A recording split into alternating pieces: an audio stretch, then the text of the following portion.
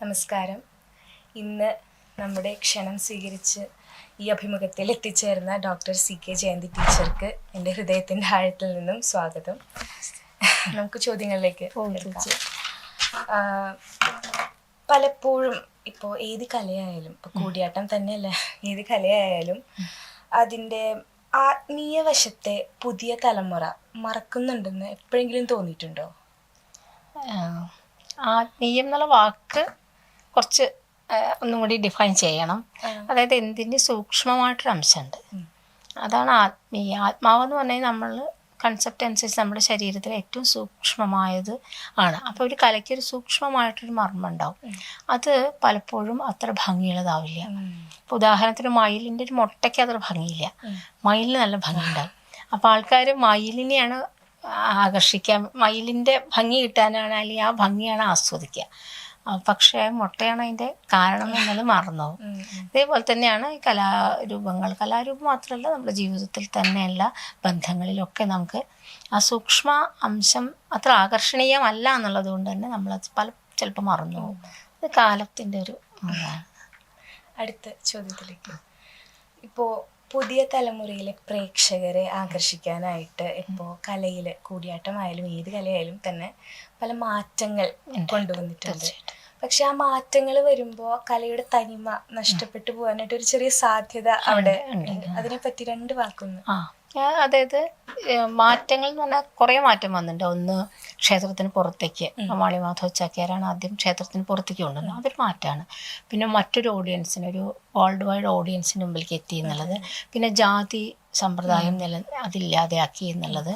പിന്നെ സമയം കുറച്ചു, ടൈം വെച്ചാൽ 12 ദിവസമൊക്കെ നിന്നത് 2 മണിക്കൂറിലേക്കൊക്കെ കട്ട് ചെയ്ത് അവതരിപ്പിക്കുന്നത്, ഇങ്ങനെയൊക്കെയാണ്. അപ്പോൾ ഇത് ശരിക്കും പറയുകയാണെന്ന് വെച്ചാൽ ഇത് കലയുടെ ഒരു ഇത് കുറയ്ക്കുകയാണ്. പക്ഷെ എന്താ അതിൻ്റെ ഒരു ഇതെന്ന് വെച്ചാൽ പഠിപ്പിക്കുന്ന സമയത്ത് അല്ലെങ്കിൽ പഠിക്കുന്ന സമയത്ത് ഇത് ഇങ്ങനെ റെഡ്യൂസ് ചെയ്തിട്ടല്ല പഠിക്കുക, മുഴുവനാണ് പഠിക്കുക. അപ്പം ഇപ്പോഴും അങ്ങനത്തെ പഠന സമ്പ്രദായം ഇപ്പോഴും ഉണ്ട്. പക്ഷെ അതും കുറയാൻ സാധ്യതയുണ്ട്. കാരണം സ്ഥാപനങ്ങൾ വരികയും പരീക്ഷ അല്ലെങ്കിൽ സിലബസ് എന്നൊക്കെ പറയുമ്പോൾ കട്ട് ചെയ്തു പോവാം. പക്ഷെ ഇപ്പോഴും ട്രഡീഷണൽ ആയിട്ടുള്ള ഗുരുകുലങ്ങളുണ്ട്. ഇപ്പോൾ ഞങ്ങളുടെ മാളി മാധവ് ചാക്യാർ ഗുരുകുലം, ഇതുപോലെ സ്ഥലത്ത് കല പ്രൊഫഷൻ അല്ല, അവിടെ ഉള്ളവർ പഠിക്കുന്നു. അപ്പോൾ അത് നമ്മൾ പഠിപ്പിക്കുമ്പോൾ റെഡ്യൂസ് ഇല്ല.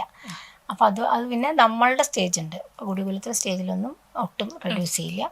പബ്ലിക്കിന് വേണ്ടിയിട്ട് റെഡ്യൂസ് മാറ്റങ്ങൾ. അതുകൊണ്ട് അങ്ങനെ നിലനിൽക്കുന്നതുകൊണ്ട് ഇപ്പോൾ വലിയ പ്രശ്നം ഉണ്ടാവണമെന്നില്ല. പക്ഷെ ഭാവിയിൽ മാറാൻ സാധ്യതയുണ്ട്.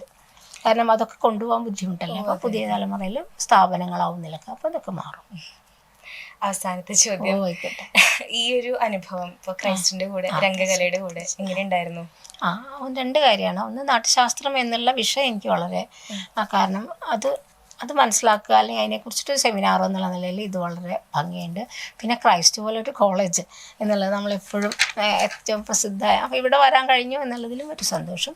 പിന്നെ നല്ല ഓഡിയൻസ് കുറച്ച് അവർ ശ്രദ്ധിക്കുന്നു എന്നതിൽ വളരെ സന്തോഷം. പിന്നെ പെർഫോമൻസിനും എല്ലാത്തിനുമുള്ള അതിൽ പ്രത്യേകിച്ച് നിങ്ങൾ കുട്ടികളെ പോലുള്ളവർ ഇതിന് പ്രാധാന്യം, അല്ല, നിങ്ങൾക്കിപ്പോൾ നിങ്ങളുടെ പഠനത്തിൻ്റെ സമയത്തിൽ ഒരു ഞായറാഴ്ച വീട്ടിലിരിക്കാവുന്ന ഞായറാഴ്ചയാണ്, എന്നിട്ട് പോലും നിങ്ങളൊക്കെ ഇതിലേക്ക് വരുന്നു എന്നുള്ളതിന് അതിൽ വളരെ സന്തോഷം. അപ്പോൾ എന്തായാലും മൊത്തത്തിൽ വളരെ നല്ലൊരു പോസിറ്റീവായിട്ടുള്ള ഒരു അനുഭവമാണ് ഇവിടെ ഈ പരിപാടിയിൽ. ഓക്കെ, അപ്പോൾ ഈ അഭിമുഖത്തിൽ വളരെ മധുരമേറിയ വാക്കുകൾ ഞങ്ങൾക്ക് സമ്മാനിച്ചതിന് നന്ദി. ഇപ്പോൾ മുത്തശ്ശൻ ഭാവങ്ങളിലൂടെയും മുദ്രകളിലൂടെയും പകർന്നു തന്നൊരു വലിയൊരു കലയെ ഇപ്പോൾ താങ്കൾ വാക്കുകളിലൂടെ ലോകത്തിലേക്ക് എത്തിക്കുന്നു. അപ്പം അതിനും നന്ദി. ഈ അഭിമുഖം ഇവിടെ അവസാനിക്കുന്നു. നന്ദി, നമസ്കാരം.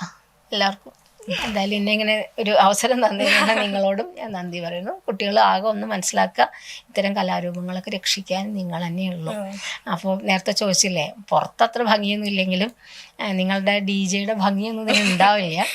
പക്ഷെ ഇത് നമ്മളുടെ ഒരു സ്വത്താണ്, അത് നമ്മൾ നഷ്ടപ്പെടുത്തരുത് എന്ന് നിങ്ങളോടും എനിക്കൊരു റിക്വസ്റ്റും കൂടി.